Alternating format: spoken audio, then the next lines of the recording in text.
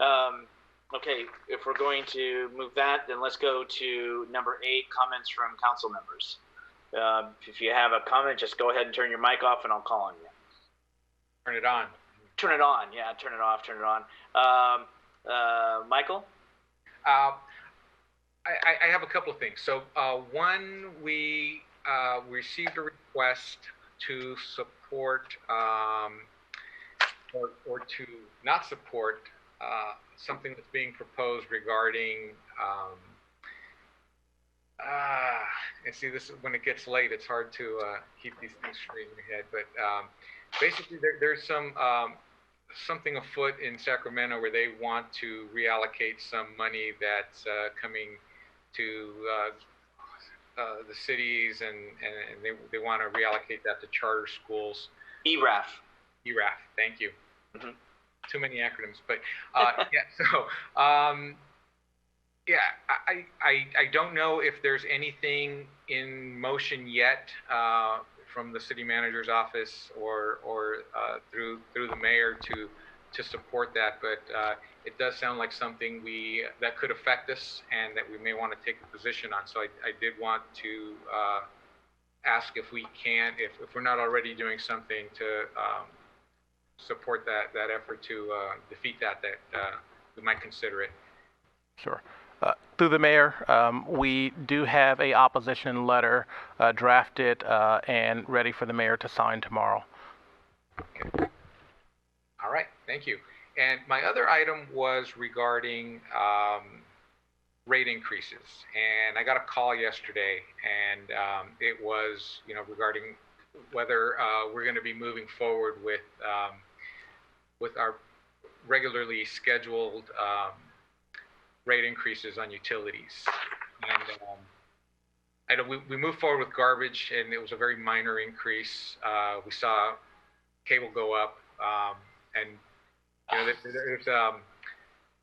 you can say that's essential or not essential. It's becoming more and more essential as we move more into modern times. But I know that a lot of these rate increases are programmed. They're going to happen automatically. They're not going to come before us. But given everything that's going on right now, given the economy, given the unemployment rate, I'm wondering if there's an opportunity for us to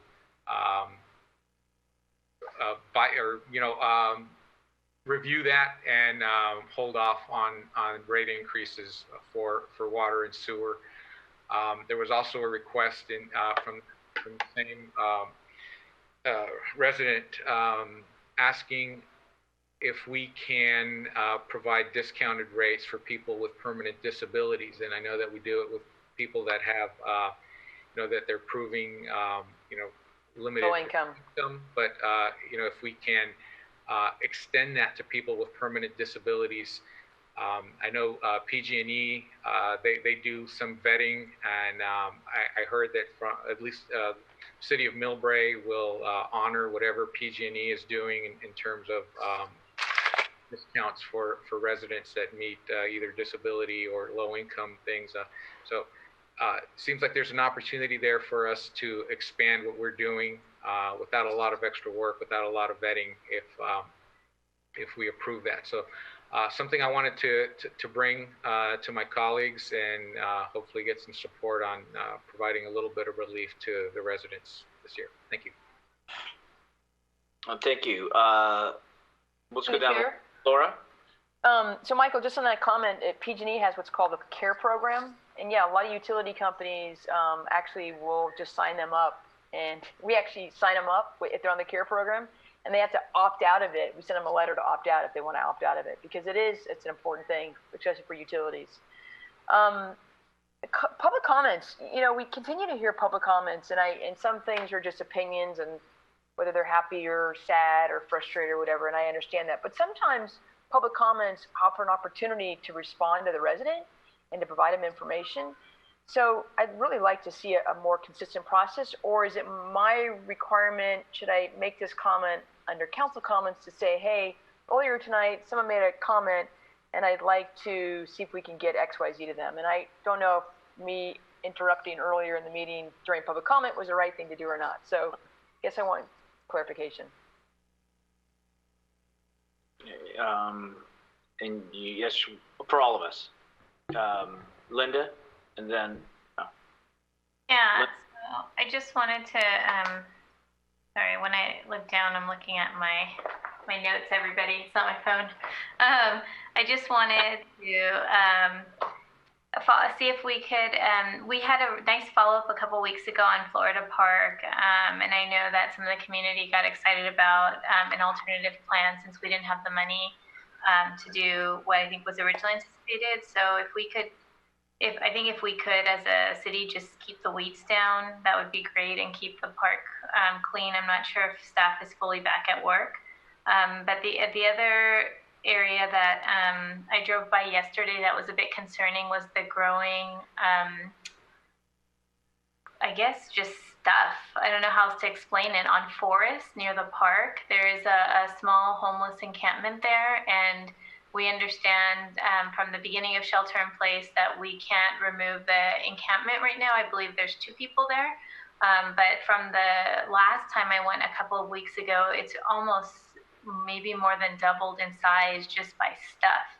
And at some point, I just feel like it becomes a health hazard. And so if we could do something to go out there and either have them clean up or whatever we can do, because it's just there are neighbors that live right across the street from there, and it's just growing. I just wanted to echo what everybody else has said tonight, that Ariana Bullock and the Black Lives Matter demonstration that occurred yesterday was really, really quite beautiful. The community really came together for those of you who were able to attend.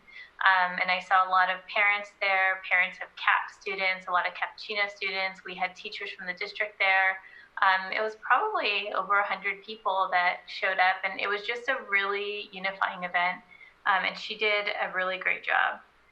I would read it, but it's really late in the night. I would highlight if I think all of the council members have Facebook.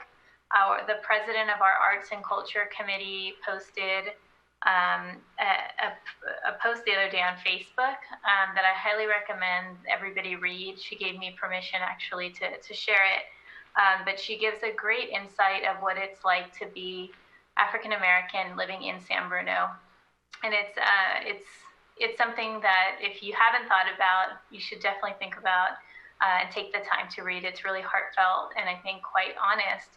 And there's a part that she puts in there that's just, she talks about her son walking to school and the fear she had in him walking to school. And at some point she says something along the lines of like, I wanted to go out there and say, hey, we've got good jobs and we're good people and we want to make sure that the community knows that. And it's all because of the color of her skin. And it's really powerful. So I really want to encourage everybody to read it. And it's under her name, Melissa Harris. And then lastly, I just wanted to ask if our mayor could close the meeting out tonight in honor of George Floyd, who was buried today. Absolutely. Marty. Yes, well said, Councilmember Mason. The event at City Park was beautiful. It was even more touching that it was created by our youth, and I don't know. It's late, and I want to try to keep this short, but it's the hardest thing in answering my son is, why did that police officer do that, Dad? And it's like, I don't really know, but it was horribly wrong, and it should not have happened. And I don't know how we're going to get forward from it, but we have to work. We have to listen. We have to ask more questions. We have to be kinder and more accepting. And I think today we did that with voting to honor the flag for Pride Week. I think, and another thing is the example that we provided tonight on a very controversial subject, that we talk respectfully, acknowledge our differences, but still find a way to move forward. So thank you to the police department for just handling it perfectly. The right touch. People don't want to be masked upon. Just kind of let it chill. And I couldn't be prouder of our community. So thank you all. And gonna echo most of what everybody said, but yes, honestly, thank you to the San Bruno PD. Thank you to Chief Johansson, who was there. Wrap it up. I'm sorry? Oh, I heard something. And participated.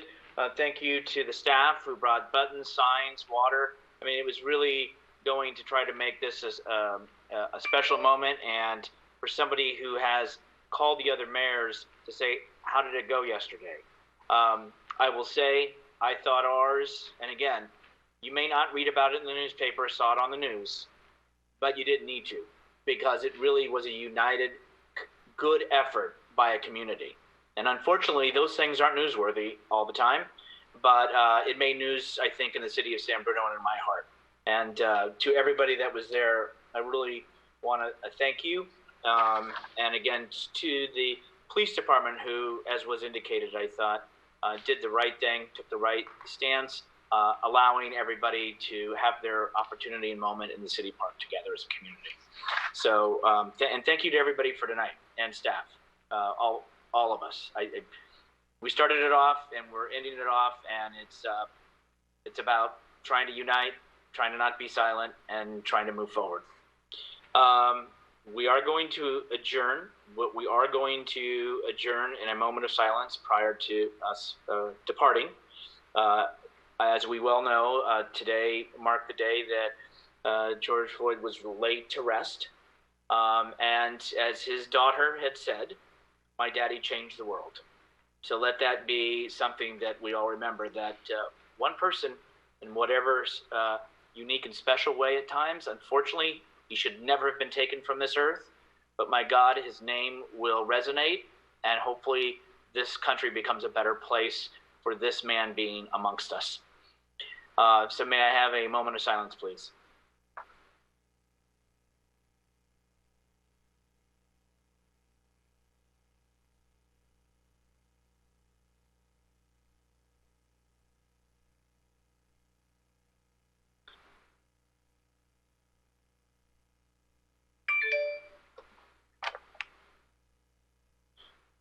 Thank you very much, all. The next regular city council meeting will be held on June 23rd at 7 o'clock. For the council, we will virtually see you tomorrow. Have a good night, everyone. Thank you so much. Be safe.